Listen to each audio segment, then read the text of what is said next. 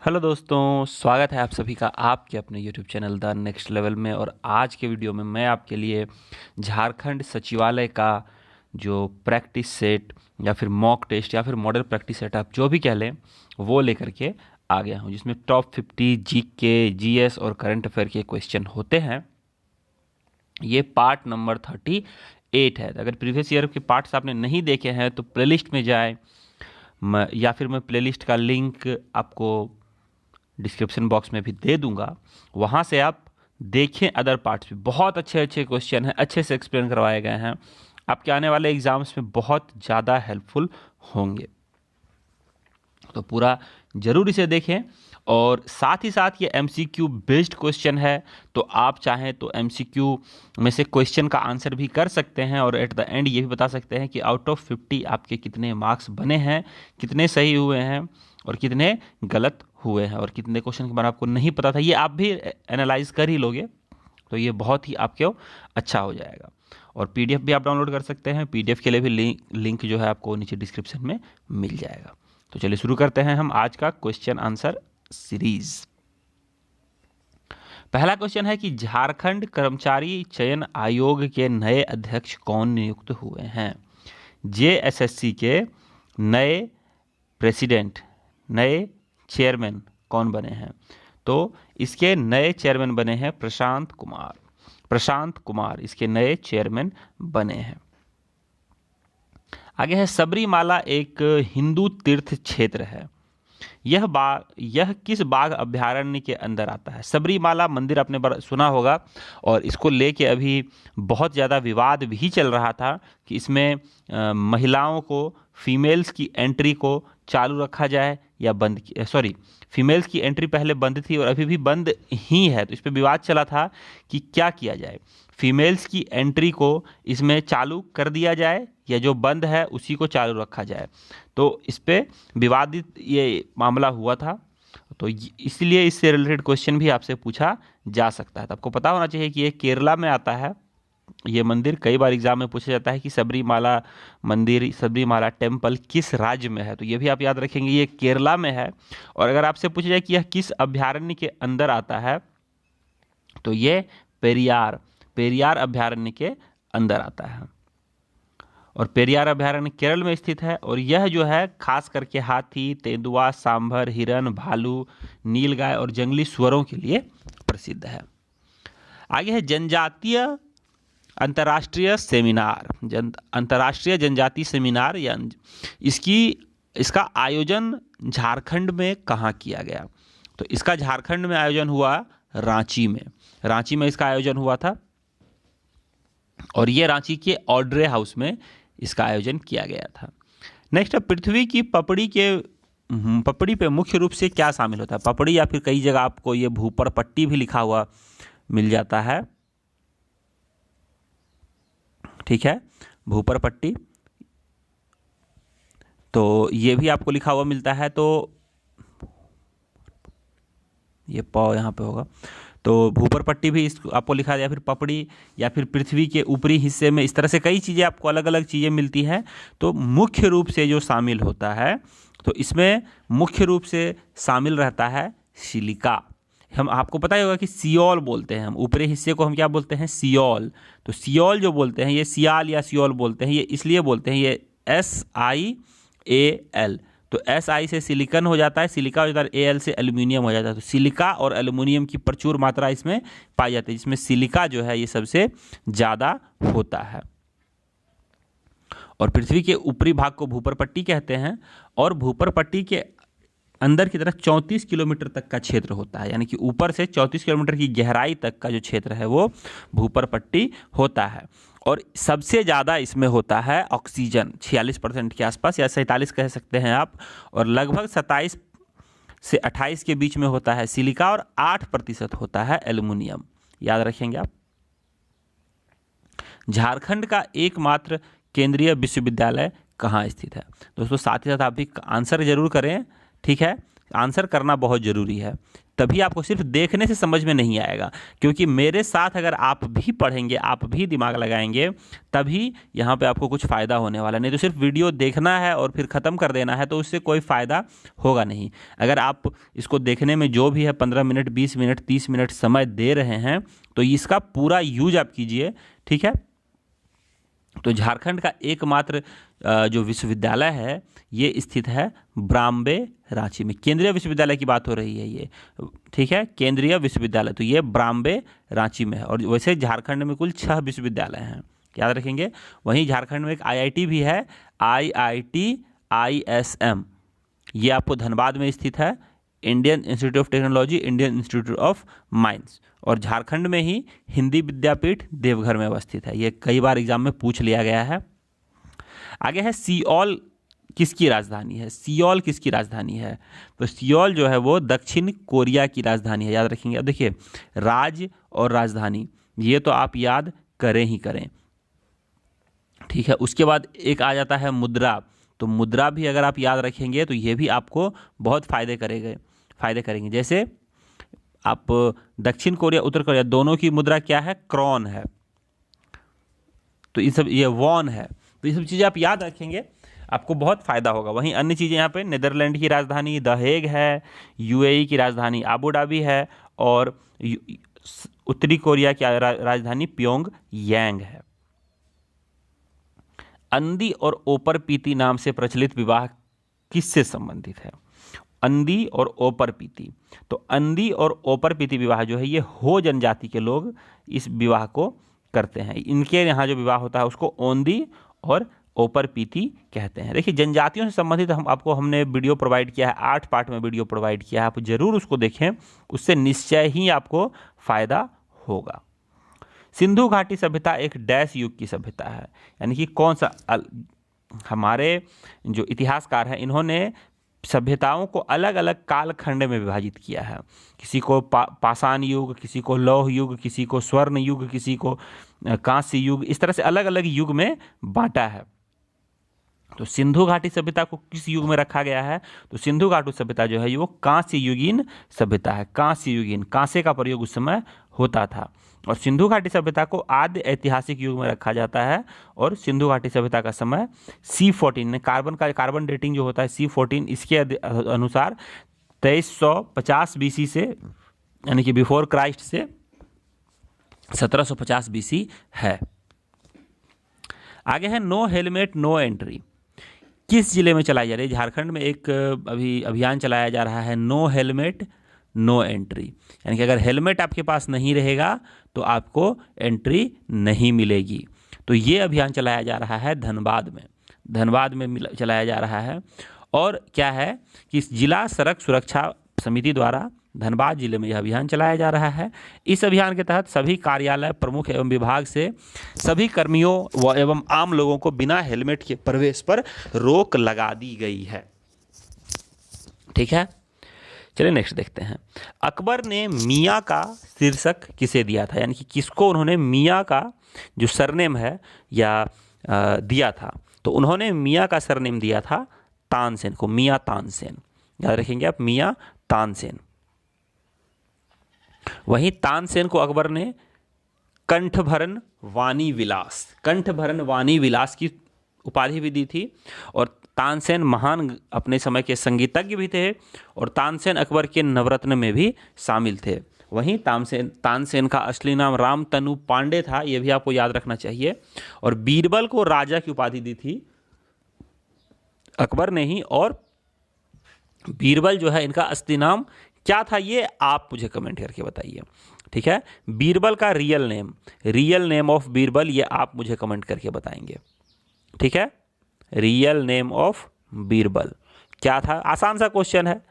आजकल तो बहुत सारे टीवी सीरियल्स वगैरह भी आ गए हैं, तो उसमें आसानी से ये शो दिखा दिया जाता है। आगे है शंख नदी का उद्गम स्थल कहाँ है? शंख नदी का उद्गम स्थल, तो शंख नदी का उद्गम स्थल जो है ये गुमला है, गुमला में है, याद रखेंगे आप, गुमला जिले में है। और आगे है क्वेश्चन कि बल आघूर्ण की इकाई क्या है, एसआई मात्रक क्या है? तो बल आघूर्ण का एसआई मात्रक है न्यूटन मीटर। न्यूटन मीटर याद रखें। अब ये एसआई इकाइयों पे भी हमने एक वीडियो बनाया हुआ है, मैं कोशिश करूंगा कि प्लेलिस्ट में एक बार उसको मैं प्लेलिस्ट में या फिर कम्युनिटी टैब में मैं उसे एक बार फ्लैश कर दूंगा ताकि आपको वो देख लें। 50 से ज़्यादा उसमें मैंने बताए हैं जल्दी जल्दी में और अच्छे से बताए हैं, तो आप उसे एक बार देखें, आपको बहुत उससे भी फायदा होगा। एक जगह इकट्ठा आपको सारी चीज़ें मिलेंगी। और वहीं बल आघूर्ण आपसे पूछा जाता है कि सदिश है या अदिश, तो ये एक सदिश राशि है। द कॉटन सीड पुस्तक के लेखक कौन है? द कॉटन सीड पुस्तक के लेखक हैं काजोल आयकत। और यह हजारीबाग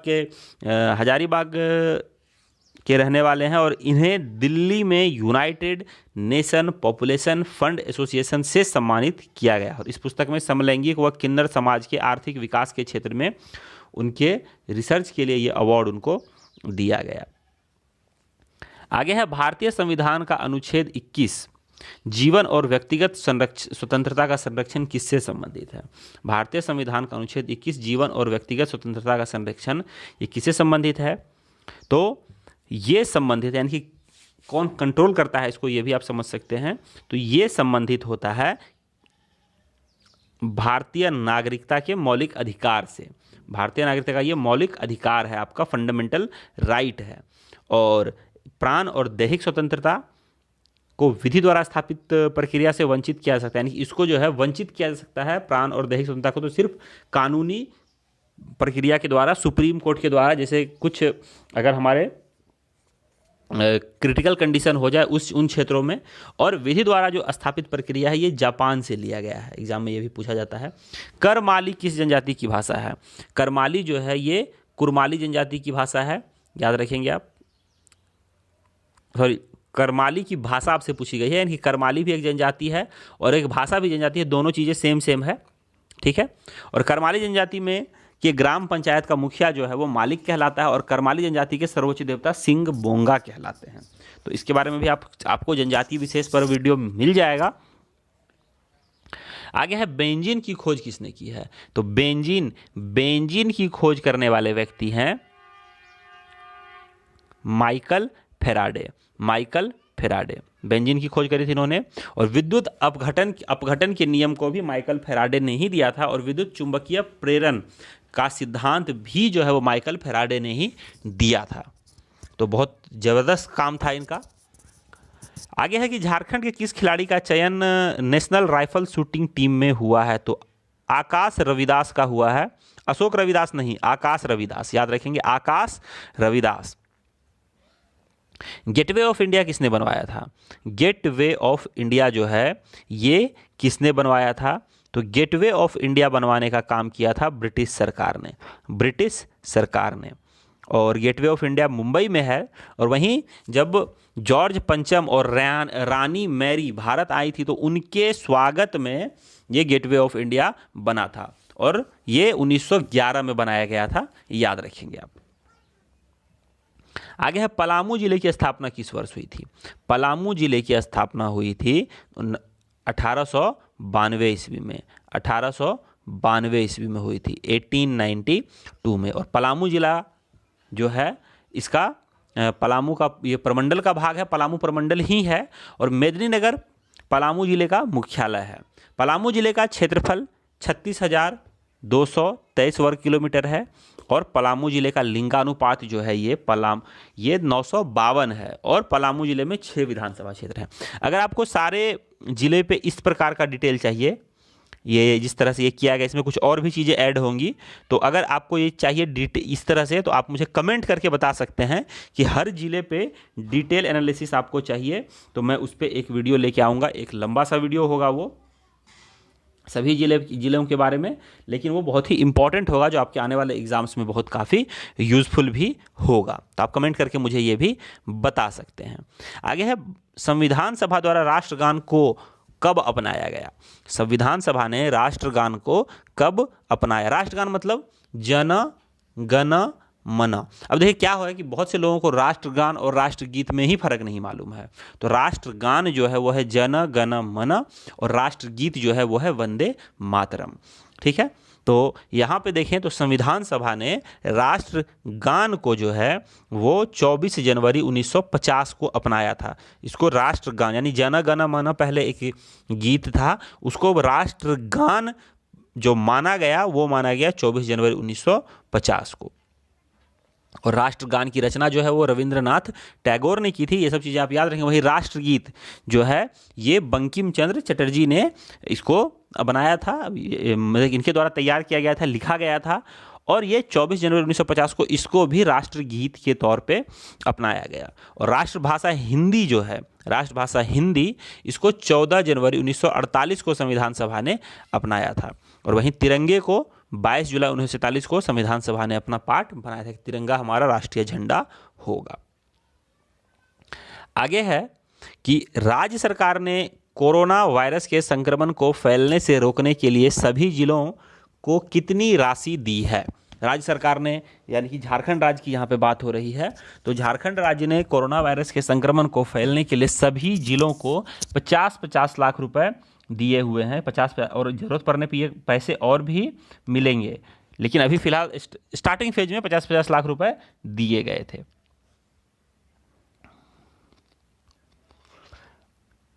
निम्न में से कौन सा एक बुद्ध की शिक्षाओं का संग्रह है। बुद्ध की शिक्षाओं का संग्रह है तो यह है त्रिपिटक। त्रिपिटक, त्रिपिटक के अंतर्गत जो है तीन पिटक आते हैं। त्रिपिटक इसलिए इसका नाम है। तो यह सुत्त पिटक, विनय पिटक और अभिधाम पिटक। तो सुत्त पिटक में बुद्ध के उपदेशों को संग्रहित किया गया है।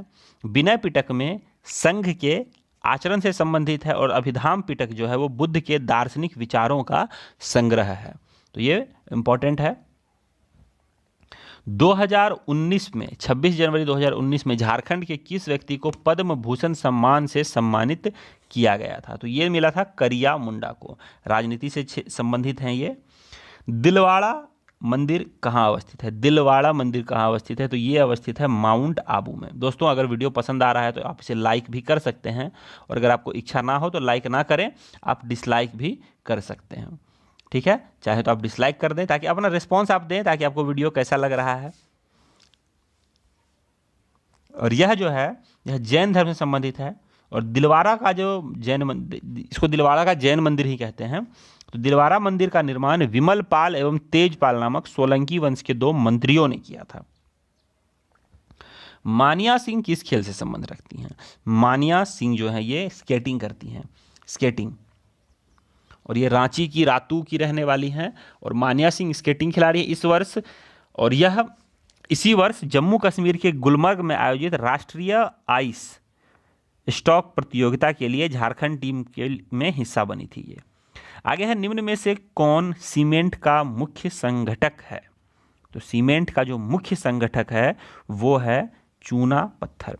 चूना पत्थर यानी कि अलग अलग चीज़ें मिला मिला के सीमेंट बनता है, लेकिन मेन चीज़ है चूना पत्थर। याद रखेंगे, चूना पत्थर। और सीमेंट का मुख्य संगठक चूना पत्थर है। सीमेंट में जिप्सम भी मिलाया जाता है। जिप्सम मिलाने से क्या होता है कि ये तुरंत ना जम के धीरे धीरे जमता है। और भारत में सीमेंट के उत्पादन में जो है वो राजस्थान पहले नंबर पे है। जयप्रकाश नारायण केंद्रीय कारा ये कहाँ स्थित है। जयप्रकाश नारायण केंद्रीय कारा स्थित है हजारीबाग में। हजारीबाग में। और वहीं बिरसा मुंडा केंद्रीय कारा जो है ये कहाँ स्थित है, रांची में। आगे है निकट दृष्टि दोष से संपीड़ित व्यक्ति की दृष्टि सही करने के लिए किस प्रकार के लेंस का प्रयोग किया जाता है। अब देखिए आपको आंखों में दृष्टि दोष 2 प्रकार से होते हैं। एक है निकट, ठीक है, एक है निकट। यहां मैं एक ट्रिक ही बता देता हूं आपको। और एक है दूर। और हमारे पास 2 प्रकार के लेंस आते हैं, 2 ही आप याद रखेंगे। एक आता है उत्तल और एक आता है अवतल। ठीक है, तो अब बताइए इन दोनों में नंबर ऑफ जो अल्फ़ाबेट है ज़्यादा किस में है, इसमें है। तो इसका मिलान हम कर देंगे लेंस में नंबर ऑफ अल्फ़ाबेट ज़्यादा किसका है, तो इसका मिलान इससे हो जाएगा, यानी कि बड़े वाले का मिलान बड़े वाले से होगा, और उत्तल जो है ये छोटा है और दूर भी छोटा, तो इसका मिलान इससे हो जाएगा। यानी कि अगर किसी व्यक्ति को निकट दृष्टि दोष है तो उसको हम अवतल लेंस का चश्मा पहनाएंगे या अवतल लेंस देंगे, और अगर किसी व्यक्ति को दूर दृष्टि दोष है तो उसको हम उत्तल लेंस देते हैं। ठीक है, ये सिलिंड्रिकल लेंस, ये अल्पवृत्तीय, अल्पतम वित्तीय, ये बहुत मुश्किल से ही हर व्यक्ति को ऐसा नहीं होता है, ये बीमारी हर व्यक्ति को नहीं होती है, तो ये क्वेश्चंस भी रेयर ही पूछे जाते हैं। लेकिन यहाँ पे उत्तल लेंस और अवतल लेंस इन दोनों से आपको एग्जाम में क्वेश्चन मिलता है, और लोग निकट और दूर दृष्टि में कंफ्यूज हो जाते हैं। तो याद रखेंगे आप, निकट दृष्टि दोष के लिए अवतल लेंस ही काम आता है। ठीक है,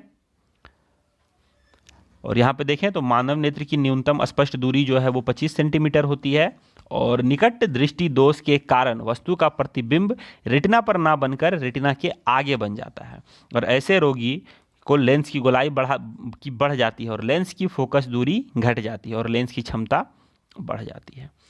आगे है the making of Narendra Modi and the unmaking of Jawaharlal Nehru पुस्तक के लेखक कौन हैं, तो ये हैं विवेकानंद झा। विवेकानंद झा। दर्द निवारक मरहम आयोडेक्स में कौन सी गंध आती है, तो इससे गंध आती है मिथाइल सिलिसिलेट। ठीक है, मिथाइल सैलिसिलेट। झारखंड में 10 लाख से अधिक जनसंख्या वाले 2 नगर कौन से हैं, तो नगर एक है जमशेदपुर और एक है धनबाद, यानी कि ऑप्शन नंबर बी। निम्नलिखित में से कौन सा सामान्यतः वायु प्रदूषण नहीं है, वायु प्रदूषण कौन नहीं है, तो वायु प्रदूषण जो नहीं है वो है हाइड्रोकार्बन। हाइड्रोकार्बन को वायु प्रदूषण की श्रेणी में नहीं रखा गया है। उसके अलावा सल्फर डाइऑक्साइड, कार्बन डाइऑक्साइड और नाइट्रस ऑक्साइड, ये सभी बहुत ही गंभीर जो है यो वायु प्रदूषण है, याद रखेंगे आप। और नाइट्रस ऑक्साइड का सूत्र जो होता है वो N2O होता है, और इसको लाफिंग गैस भी कहते हैं, नाइट्रस ऑक्साइड, और इसका प्रयोग शल्य चिकित्सा में किया जाता है निश्चेतक के रूप में। किस योजना के तहत राज्य में नई छात्रवृत्ति योजना की शुरुआत की जा रही है, 2 प्रकार की योजनाएं लॉन्च की गई थी, मुख्यमंत्री मेधावी योजना और मुख्यमंत्री विशेष छात्रवृत्ति योजना। ऑप्शन नंबर ए और बी दोनों सही हो जाएगा इसका सही आंसर।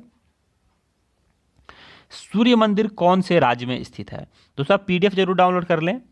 ठीक है, सूर्य मंदिर कौन से राज्य में स्थित है, तो सूर्य मंदिर स्थित है आपको उड़ीसा में। कोणार्क का सूर्य मंदिर आपने नाम सुना होगा। झारखंड में ग्रामीण और शहरी जनसंख्या का अनुपात क्या है, ग्रामीण और शहरी जनसंख्या का अनुपात जो है यह है 76:24, यानी कि गांव में 76, अगर 100 लोग हैं पूरे झारखंड में तो गांव में 76 लोग और शहरों में 24 लोग रहते हैं। सिरका क्या है, सिरका क्या है, तो सिरका क्या है, सिरका यानी कि इसमें किस प्रकार का एसिड मिलता है, तनु मिलता है, ग्लेशियल मिलता है, फार्मिक एसिड मिलता है या एसिडिक एसिड मिलता है, तो इसमें जो है ये तनु एसिटिक एसिड मिलता है, तनु एसिटिक एसिड। ठीक है, झारखंड में किसे लाइफ टाइम एजुकेशन अवार्ड से सम्मानित किया गया है, लाइफ टाइम एजुकेशन अवार्ड मिला है डॉक्टर आलोक सहाय को, डॉक्टर आलोक सहाय को। और रांची के नगड़ी स्थित केंद्रीय अनुसंधान एवं प्रशिक्षण संस्थान के निदेशक डॉक्टर आलोक सहाय को यह अवार्ड मिला है। ध्वनि के संचरण के दौरान माध्यम में कोनों के उच्च घनत्व का क्षेत्र क्या कहलाता है, ध्वनि के संचरण के दौरान माध्यम में कोनों के उच्च घनत्व का क्षेत्र क्या कहलाता है, तो ये कहलाता है संपीड़न। संपीड़न याद रखेंगे। झारखंड में कुल साक्षरता दर कितनी है, ये सब कई बार आपसे, अगर आप झारखंड का कोई भी एग्जाम देते हैं तो यहाँ से रिलेटेड आपको जो भी जियोग्राफी पॉइंट्स आते हैं वो आपको एग्जाम में पूछे ही जाएंगे। ठीक है, तो ये सब याद आप जरूर रखें। तो यहाँ की साक्षरता दर जो है वो है 66.40, 66.40, और यहाँ पे पुरुष साक्षरता 76 और महिला साक्षरता 55 है। नेक्स्ट है डैश उत्पत्ति में अधिक विविधता का कारण क्या है, उत्पत्ति में अधिक विविधता का कारण क्या है? तो इसका सबसे कारण है यौन प्रजनन। यौन प्रजनन उत्पत्ति में अधिक विविधता का कारण है। ठीक है, याद रखेंगे आप। मानव में अंडों का निषेचन जो है वो फैलिपियन नलिका द्वारा भ्रूण विकास गर्भाशय में ही होता है। झारखंड के किस समाज सेवी को कृषि श्री सम्मान से सम्मानित किया गया है? कृषि श्री सम्मान से सम्मानित किया गया है कमलेश कुमार सिंह को। और पलामू जिले के निवासी कमलेश सिंह को कृषि श्री सम्मान से सम्मानित किया गया है। वसा उत्तक इनमें से किसमें उपस्थित होते हैं? वसा उत्तक किसमें उपस्थित होते हैं? तो वसा उत्तक जो है ये सबक्यूटेनियस लेयर में होते हैं। सबक्यूटेनियस लेयर में वसा के उत्तक, हमारे शरीर में सबक्यूटेनियस लेयर होते हैं, उसी में वसा के उत्तक होते हैं और वसा संयोजी उत्तक होता है। इस प्रकार के उत्तक में गोलाकार एवं अंडाकार कोशिकाएं पाई जाती हैं और इन कोशिकाओं में वसा की बूंदें भरी हुई रहती हैं। वसा उत्तक की अधिक मात्रा में शरीर में संचय हो जाने पर शरीर मोटा हो जाता है। फैट के नाम से जानते हैं हम इसको। आगे है झारखंड की पूर्व से पश्चिम तक चौड़ाई। पूरब से जैसे कि मान लो झारखंड एक चतुर्भुजाकार क्षेत्र है, तो इस तरह से, मैं तो पूरा नक्शा भी बना नहीं सकता, तो यहाँ से यहाँ इस जगह का आपको, यहाँ से यहाँ तक का आपको पूछा गया है, पूरब से पश्चिम तक की, और उत्तर से दक्षिण तक की भी आपसे पूछा जा सकता है। तो याद रखेंगे दोनों, तो आपके लिए ही बेहतर है। तो पूरब से पश्चिम तक की अगर आपसे चौड़ाई पूछी जा रही है तो पूरब से पश्चिम तक की चौड़ाई है 463 किलोमीटर, 463 किलोमीटर। उत्तर दक्षिण 380 है। उत्तल दर्पण की फोकस लंबाई क्या होती है? उत्तल दर्पण, देखिए उत्तल अवतल की फोकस लंबाई भी आपसे पूछी जाती है, तो अगर याद रखेंगे तो सही है। तो ये होता है धनात्मक। यही 4 चीजें होंगी, या तो शून्य, या तो अनंत, या तो ऋणात्मक, या तो धनात्मक। ये ऑप्शन आपको सभी में मिलेगा, चाहे उत्तल दर्पण हो चाहे अवतल दर्पण हो। ठीक है। नाट्य रत्न सम्मान से किसे सम्मानित किया गया? नाट्य रत्न सम्मान से अजय मलकानी को किया गया है, नाट्य रत्न सम्मान से। अकबर ने बंगाल तथा बिहार को मुगल राज्य में कब मिलाया? बिहार तथा बंगाल को अकबर ने अपने मुगल साम्राज्य में कब मिला लिया था? तो इन्होंने मिलाया था 1576 ईस्वी को। 1576 ईस्वी को मुगल साम्राज्य में मिला लिया था। और अकबर ने पानीपत का द्वितीय युद्ध 1556 में हेमचंद्र विक्रमादित्य यानी कि हेमू के साथ लड़ा था, और इस युद्ध में अकबर जीता था और हेमू हार गया था। देश के उच्च न्यायालयों में झारखंड उच्च न्यायालय का स्थान कौन सा है? देश के उच्च न्यायालयों में, यानी कि कितनवें नंबर का झारखंड का जो उच्च न्यायालय, कितनवें नंबर का उच्च न्यायालय बना था? तो ये जो है ये 21वां उच्च न्यायालय था उस समय हमारे देश का, 21वां उच्च न्यायालय था। 2000 में इसकी स्थापना हुई थी। आप मुझे कमेंट करके बताएं कि वर्तमान में हमारे पूरे देश में कितने उच्च न्यायालय हैं? अभी नए नए भी बने हैं। आगे है ग्राम सभा एक या अधिक संख्या में निगरानी समिति का गठन करती है। इस समिति का गठन किनसे, यानी कि किसको मिला के निगरानी समिति का सदस्य बनाया जाता है? तो देखिए, आपको पता होना चाहिए कि ये ऐसा कोई व्यक्ति होगा जो ग्राम पंचायत से कोई भी संबंध ना रखता हो। तो ये ऐसा व्यक्ति है जो ग्राम पंचायत का सदस्य ना हो, इनको निगरानी समिति का सदस्य बनाया जाता है। झारखंड वन सर्वेक्षण रिपोर्ट के अनुसार प्रतिशत की दृष्टि से सबसे कम वन क्षेत्र वाला जिला कौन सा है? तो सबसे कम वन क्षेत्र वाला जिला जो है वो है जामताड़ा। ये आगे आ गया। पहले देवघर सबसे कम वाला हुआ करता था, लेकिन अब जामताड़ा इससे भी कम हो गया है। और आज का हमारा आखिरी प्रश्न है, निम्नलिखित में से किस स्थान पर 31 अक्टूबर से एक भारत श्रेष्ठ भारत पर्व का आयोजन किया जा रहा है? तो 31 अक्टूबर से एक भारत श्रेष्ठ भारत पर्व का आयोजन दिल्ली में किया गया था। याद रखेंगे, बहुत ही इंपॉर्टेंट है, और ये बहुत ही इंपॉर्टेंट 50 क्वेश्चन यहाँ पे हमारे समाप्त होते हैं। ठीक है, आई होप आपको ये वीडियो अच्छा लगा। अगर वीडियो अच्छा लगा तो वीडियो को आप शेयर जरूर कर दें। लाइक नहीं भी करने की इच्छा है तो ना करें, लेकिन अपने कम से कम 5 दोस्तों के साथ अगर आप शेयर करेंगे तो मुझे भी अच्छा लगेगा, और शायद आप भी अच्छे वीडियो देखने का फर्ज निभा पाएंगे। तो दोस्तों, इस वीडियो में इतना ही लूँगा मैं आपसे विदा। जय हिंद, जय भारत, वंदे मातरम।